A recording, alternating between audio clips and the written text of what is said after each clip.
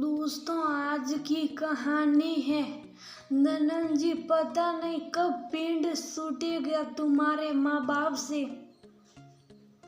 दोस्तों, कहानी शुरू करने से पहले अगर आपने चैनल को सब्सक्राइब नहीं किया हो तो कर लीजिए ताकि आपके पास पहुंच सके हर नया वीडियो।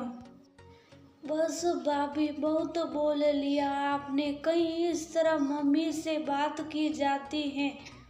अब एक भी शब्द और नहीं है। मम्मी है हमारी, इन्होंने किन परिस्थितियों में हम सब की परवरिश करके इस मुकाम तक पहुंचाया है, ये हम लोगों से बेहतर कौन जान सकता है। एक तो जिस गलती के लिए मम्मी को इतना सुना रही है वो गलती मम्मी ने की ही नहीं है, और मान लो अनजाने में गलती हो भी गई तो क्या आप मम्मी का मान सम्मान भूल जाएगी? अंशु ने अपनी मम्मी का अपमान होते हुए देखकर बहुत तिल मिलाते हुए कहा।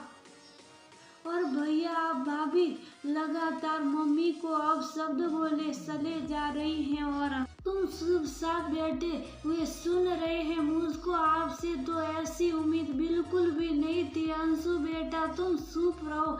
अगर तुम भी बराबर से जुबान लड़ाने लगे तो इसमें और तुम में क्या फर्क रह जाएगा? अभी बेटा से पहले ही दीपा परिस्थितियों को संभालने की कोशिश करते हुए बोली। वाह मम्मी जी, पहले तो बेटे को उकसाती हो और फिर उसको समझाने का नाटक करती हो। रंजना, जो उतनी देर से जरा सी बात के कारण बिना वजह सास को सुनाई पड़ी थी, बहू कुछ तो शर्म करो। मैंने क्या उकसाया अंशु को? तुम तो खुद उसके सामने मेरा अपमान पर अपमान किए जा रही हो। माना कि अम्बी की आंखों का पानी मर गया, उसको अपनी माँ का अपमान नहीं दिखाई पड़ रहा, लेकिन एक बेटा अपनी माँ का अपमान इस तरह से होते हुए कैसे देख सकता है? दीपा बहुत दुखी होते हुए बोली, क्योंकि वह तो अपने परिवार को हमेशा हंसता खेलता देखना चाहती थी। कभी इस तरह की कल्पना भी नहीं की थी, लेकिन कुछ परिस्थितियां शुभ साथ जीवन में चली आती हैं और यही हुआ दीपा के साथ। ससुरी बहन के कहने उसके दूर के देवर की बेटी के साथ बड़े बेटे अभी की शादी कर दी। पहले तो राकेश दीपा के पति ने मना भी किया कि ये सोच लो कि ये रिश्तेदारी में अभी का रिश्ता करना सही रहेगा, लेकिन दीपा ने सोचा कि बड़ी बहन ने तो सोच समझ कर ही रिश्ता बताया होगा।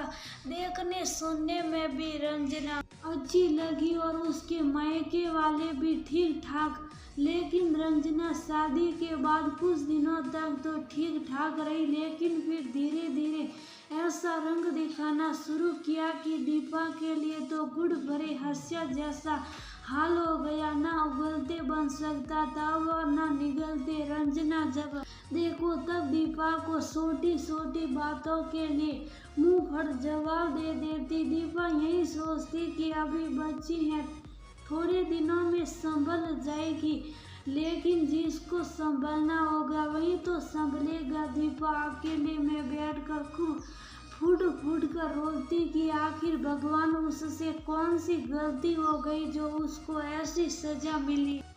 उसने तो बस हर अच्छी बुरी परिस्थितियों से लड़ने के बाद अपने परिवार की खुशियां ही सही थी, लेकिन शायद भगवान को वो भी नामंजूर थी। दीपा अपनी ससुरी बहन से भी कुछ नहीं कहना चाहती, क्योंकि उसको लगता कि ये सब उसकी किस्मत का ही दोस्त से। छोटा बेटा अंशु बाहर नौकरी करता था, इसलिए कम ही आ पाता।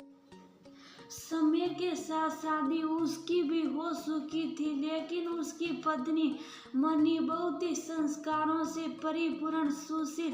पहले तो रंजना अगर अभी के सामने दीपा से कुछ कहती तो अभी रंजना को समझाता, लेकिन धीरे धीरे अभी भी रंजना के ही रंग में रंगने लगा। राकेश भी ये सब देख सुनकर बहुत परेशान हो जाते। उनकी बीपी की समस्या की वजह से दीपा उनको कुछ बताती भी नहीं। समय बढ़ रहा था और रंजना की बदतमीजियां बढ़ती ही चली जा रही थी। अब तो जब वह जी शायद दीपा को कुछ भी बोल देती और अभी उसको अनसुना करके वहां से हट जाता।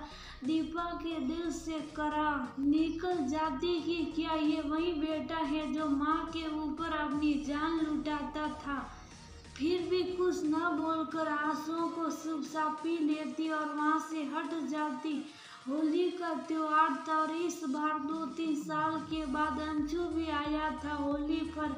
रंजना ने अपने मायके से मिला क्रॉकरी सेट निकाला था, खास अपनी सहेलियों के आने पर। सहेलियों के नाश्ता लेने के बाद क्रॉकरी सेट तो अंदर पहुंच गया और रंजना वहीं पर सहेलियों के साथ बैठी रही और दीपा ने सोचा कि महंगी क्रॉकरी, चलो मैं ही साफ करके रख देती हूँ। सारे बर्तन दीपा धुल चुकी थी, सिर्फ 2 प्याले बचे थे और पता नहीं क्या हुआ कि दीपा के हाथों से वो दोनों प्याले छूटकर नीचे गिर पड़े। तब तक रंजना की सहेलियां जा चुकी थी।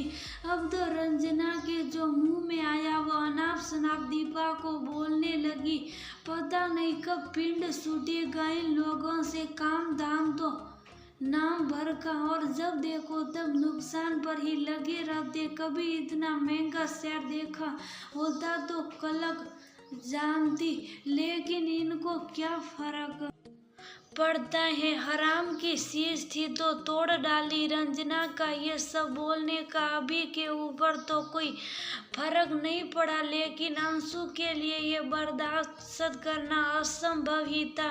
बस इसलिए वो मम्मी का अपमान देखकर तड़प उठा। इतनी ही परवाह है तो ले जाओ इनको अपने साथ।